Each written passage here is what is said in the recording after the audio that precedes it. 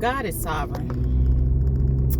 The word sovereign means having total knowledge and control.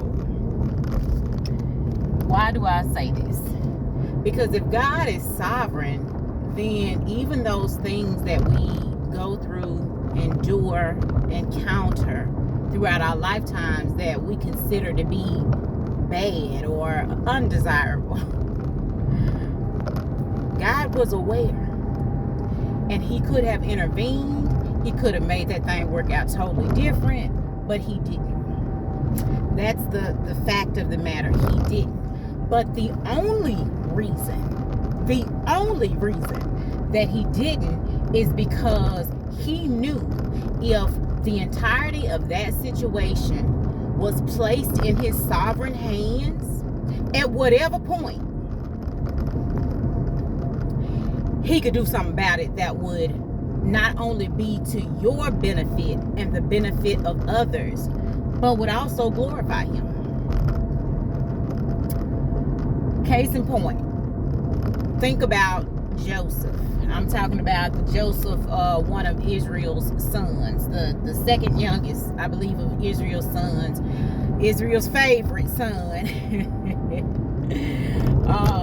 His brothers was jealous of him. Just for a brief recap, his brothers were jealous of him, and they sold him into slavery unbeknownst to his father. Told his father that he was eaten by wild animals or something.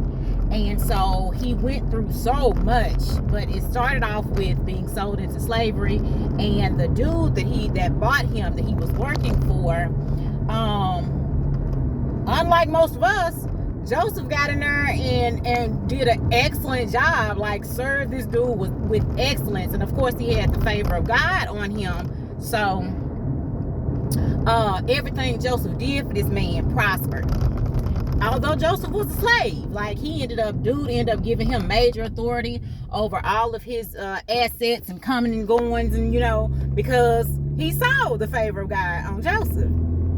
So in the midst of this whole situation that Joseph was in, dude's wife was checking for Joseph. Okay, she would cut, side-eyeing him, because Joseph was a nice looking boy, and real mannerable and everything. I'm assuming. Anyway, she liked him, and so she wanted Joseph to sleep with her. And mind you, Joseph felt like, well, my master is good to me, and he's giving me all of this authority over all his things. Like, I'm not trying to dishonor God or dishonor my master by doing this wicked thing. So when she tried to get at him, he pulled away from her. She jacked his coat off, trying to keep him, but he fled. Did the right thing, okay? So he fled. So chick went back and told she was upset after being rejected. And so she went back and told her husband, like, Joseph raped me. Here go his coat. Here go the proof. He raped me. And Joseph ended up getting in more trouble for that. Dude knew. Anyway, we ain't gonna go into more detail than that. I brought up that example in the Bible because that particular example teaches us many things. Number one, Joseph didn't do nothing wrong, yet Joseph ended up being punished. He ended up going to jail, being thrown into prison for this woman lying, saying that he raped her. And even before then, Joseph really didn't do nothing wrong for his brothers to sell him into slavery. Like, all these unfair incidents, unfair circumstances falling on Joseph, and it's like, dang, like, really? But you favored by God? Yes, he was. Yes, he was favored by God.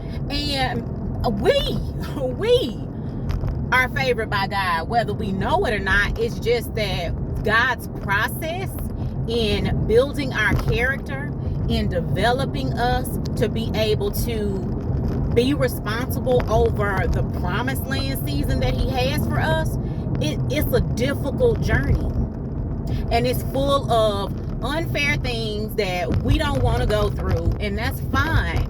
But don't allow the enemy to convince you that God does not love you, God is not for you, God is not with you, God is not watching over you, God does not have good plans for you, a hope and a future, just because you're going through unfavorable circumstances. That is not the case. And Lord knows, I'm pretty sure it's not something that you haven't heard before, but I'm just, friendly reminder, you know what I'm saying? Don't shoot the messenger. Everything ain't gonna always be fair. But that don't mean that you ain't favored. That's my point. It does not mean that you're not favored, and it does not mean that God does not still have every intention in the world to bring about his miraculous, wonderful, spirit-filled, spirit-led, spirit-empowered testimony for your life. So I hope that blessed somebody, because it sure blessed me.